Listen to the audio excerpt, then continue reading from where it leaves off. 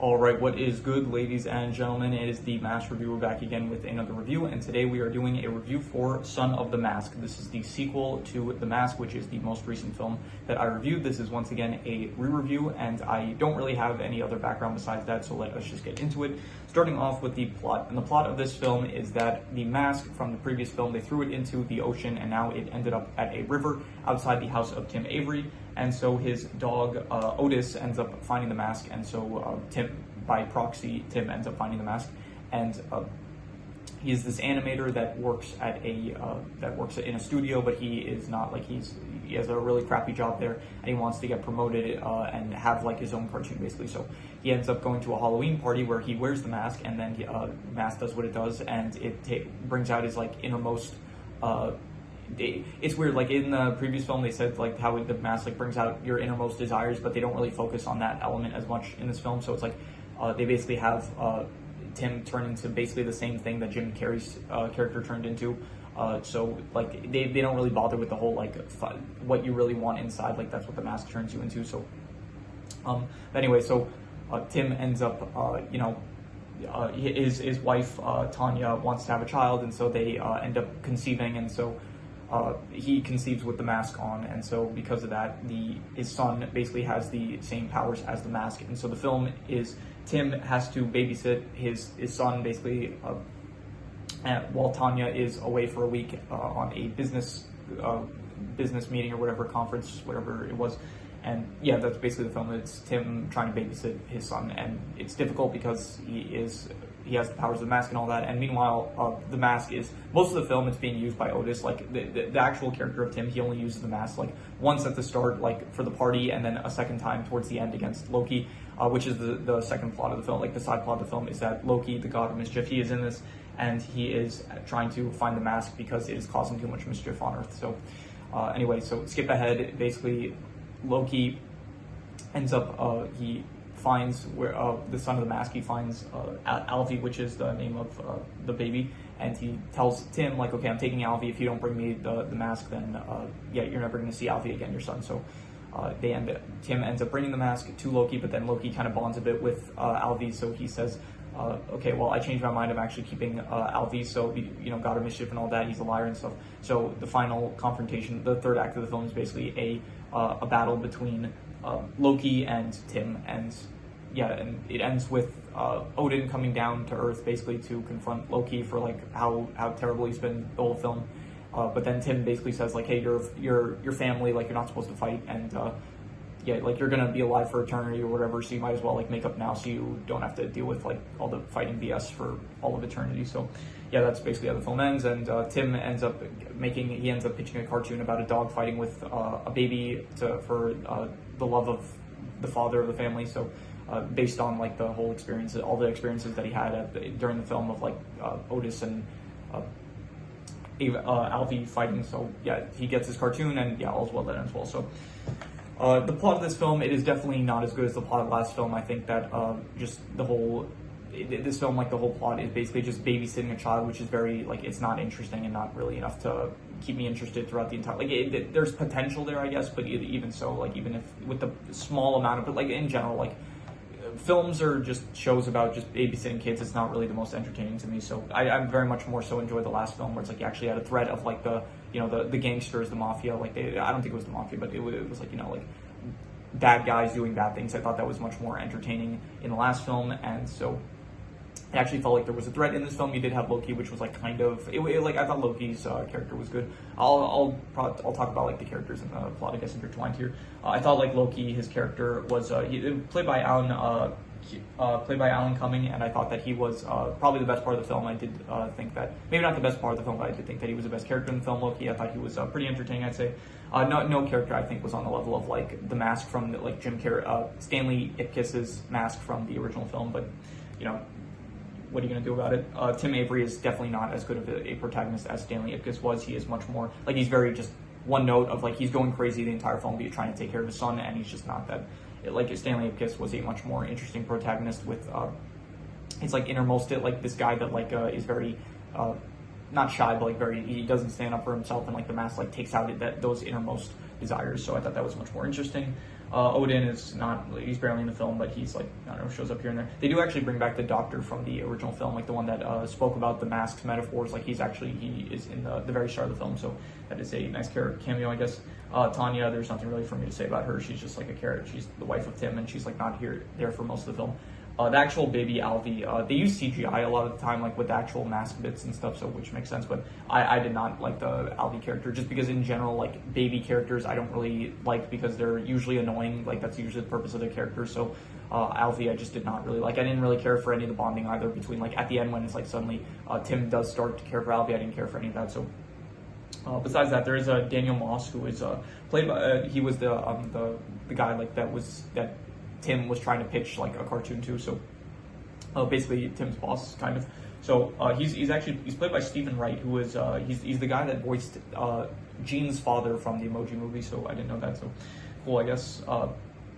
The actual mask character, it's like it's mainly Otis. Like Otis the dog is the one that mainly wears the mask throughout the entire film. And the actual character of Tim, like he wears it twice, I said, and there actually was, like, I think the party scene was probably the best thing of the entire film, the actual Halloween party where Tim wears the mask. I thought that was great. I'll get more into that with the best category, but yeah, for now, I'm gonna say that the characters were probably, I'm gonna say like, I'm gonna go like a 5 out of 10. Like they weren't good, but they weren't bad. I'd say like probably Loki was the best one, but still everyone else was like, they're not terrible, I guess. I mean, I didn't like Alfie. There were characters I didn't like, but I guess like Loki kind of balances out to make it like not unbearable. So I'm just gonna give the characters like a 5. They weren't good or bad. So in terms of the plot, though, the plot was like not really great, to be honest. Like I guess it was kind of good with like I did like the fact that they're like, okay, they mentioned Loki a lot in the last film, so they're bringing Loki into the mix, and I did think that aspect was good. But then I know, okay, he's like going after the mask. I thought it was really stupid though that Odin, like, he's able to tell Loki where the mask is, but like he doesn't because of like, oh, it's your mess, you fix it. It's like, what? Just tell him where it is. Like you solve all the problems that way. So that was stupid, I thought. But the actual plot itself of like Loki trying to get the mask back, I thought that like there was some potential there. They didn't really utilize any of it, but an actual plot of Tim just babysitting his son, like Alfie, who is born from the mask. I guess it wasn't great. So I'm gonna get the score sheet out. I'm gonna say the plot, it was like between a 4.5 to a 5. Like it was between not good or bad and not good. Like not good or bad, more so leaning on the bad side. And I'm going to be I'm gonna be harsh. I'm just gonna say it was not good because most of it is just like the babysitting parts of like basically Alfie trying to drive Tim insane, and it just was not. It just did not work for me. It was just not interesting. Like I think the only film I can think of where it's like you actually have babysitting that's actually interesting. I did like Daddy Daycare. That was like a movie where it's like you did have Eddie Murphy like babysitting a bunch of kids, and that movie they managed to actually make the babysitting aspect like entertaining. This film, it's like they did not. Just all this stuff like related to like trying to take care of the kid, it was not interesting at all. So plot, I'm just gonna give a 4.5, not good. In terms of the settings, last film you had Edge City, which I did think was like a pretty good setting, I think I said, and this film you have, I guess, the Avery household, which was not interesting at all. It has like this really weird color scheme, which I don't know, I feel like they were trying to be like zany and cartoonish, but it didn't work. Other than that, you have the studio that Tim works at, also not very interesting. You have a bit of not Edge City, but like you do have like a city area that you see, and just none of the settings were great, really. I'm gonna give the settings probably I'm gonna go like between. I'm not gonna call it awful, but I'm gonna call it like between a 3 to a 3.5, between really bad and pretty bad, and I'm gonna call it like pretty bad. I'll say like 3.5. Like the settings just did not really work at all. Like there was nothing I liked really. So yeah, in terms of the comedy / action, which I'm once again grouping because they're basically like all the action is meant to be comedic. So I did say in the last film that like the original The Mask film, it didn't really have like jokes that made you laugh, but all like the antics of the mask like were very entertaining, and like there were no like jokes that like made you laugh, but the actual comedy aspect of it came from like all the entertaining mask antics that there were, and like also Jim Carrey had like good one-liners. This film, there isn't really any like the antics and stuff. They don't feel as good. Like it feels a lot more like it's trying to copy like Sunday cartoons of like they even show in the film like Wile not Wile E. Coyote, but like they show Woody Woodpecker and stuff like that, and it does show like it feels like they're more so trying to copy like classic cartoons, where in the last film it did feel like The Mask had its own distinct style of like slapstick humor. And I did actually realize that this is based on a cartoon, I'm pretty sure, so maybe at some point I will end up watching the cartoon. So yeah, but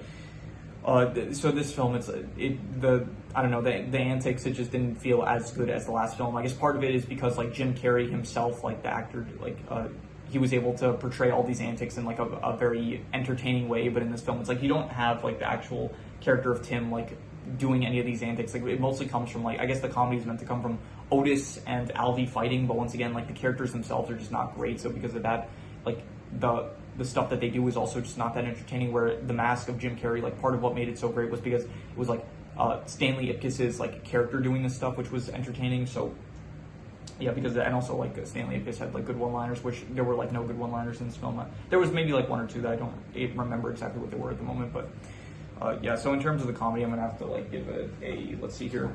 I'm gonna go with probably let's go with I'm thinking between like a 4 to I think I'm gonna give it a 4. I think I'm gonna say that the comedy was it was bad. I wouldn't say like pretty bad, but it was like maybe between a 4 to a 4.5. It was between like not good and just bad. And I think I'm gonna be harsh about this and just give it a 4. Like it was bad, the comedy. So yeah.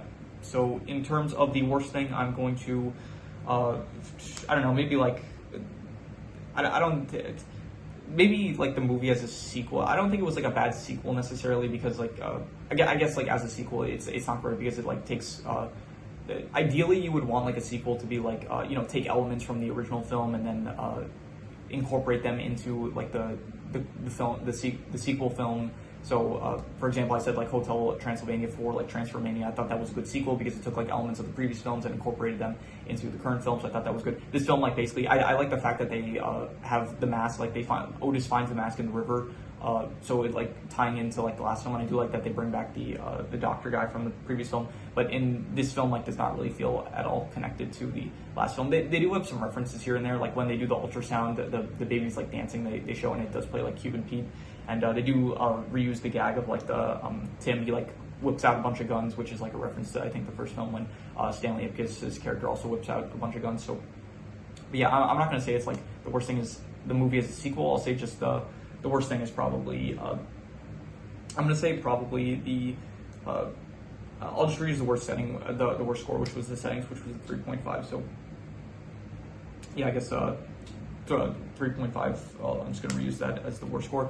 In terms of the best thing, I will say the best thing. I did like the Halloween party. I thought that was actually a good scene, and I kind of wish they had more stuff like that. That was like a lot of the last film, where it's like he had the mask and he was like in the club and he was doing all these like fun, goofy stuff. Even if it wasn't at the club, it was like that. You had the main character as the mask doing interesting stuff. This film, it's like you don't actually have the mask is being used by Otis like most of the film, and it's not as interesting to follow along like a dog doing all these like antics rather than like, and it's the dog like trying to like have a back and forth fight with like with a baby, which is just is not as interesting as like if it was a like the person using the mask. Like first of all, I think that Tim like as himself, like Tim with the mask is not as good as Stanley Ipkiss, but at the very least, it's like when he was at the party, it was like kind of like it kind of hit some of the same vibes as the original film. It's just that.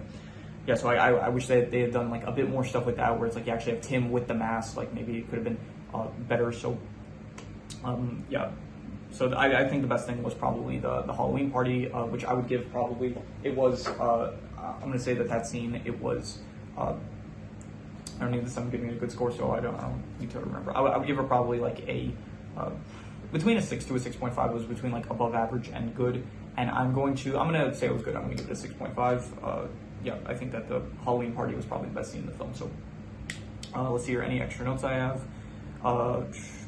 Loki, like when he has like face paint at some point, and it looks like he's like straight out like the WWE. So yeah, I'm sorry, the doctor from the original film, like he gets his like face taken off by Loki, and he for some reason doesn't freak out, which any rational person would.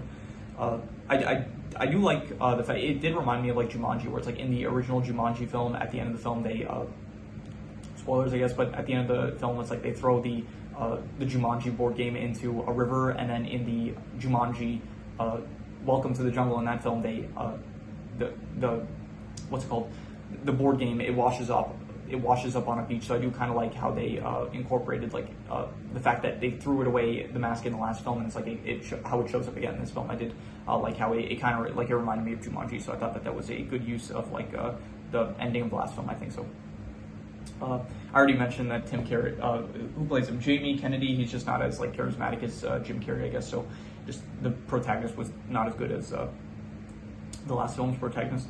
I already mentioned Odin was no help. He easily could have just like he would have known where the child is and where the mask is, and he just didn't bother telling Loki for some reason.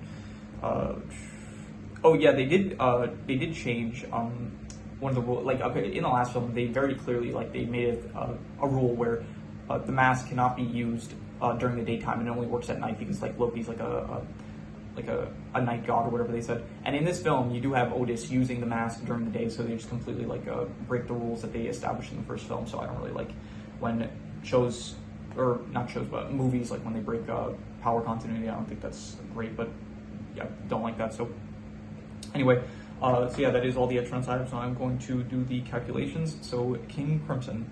All right, so it ends up coming out to a 4.5, which would be not good, and I think I would probably give it, I think that's what I would give it. I would probably give it like not good, maybe between a 4.5 to a 5, like maybe not good or bad, more so leaning on the bad side. But I'm going to be harsh. I'm just going to say it was not good. It was definitely, I don't think it's like, I think a lot of people consider this like one of the worst films of all time. I've definitely seen like worse films than this. Like I would definitely watch this over like 2001: A Space Odyssey, but yeah, it definitely was not like the worst film of all time I've seen. It's definitely like not a good film, I would say.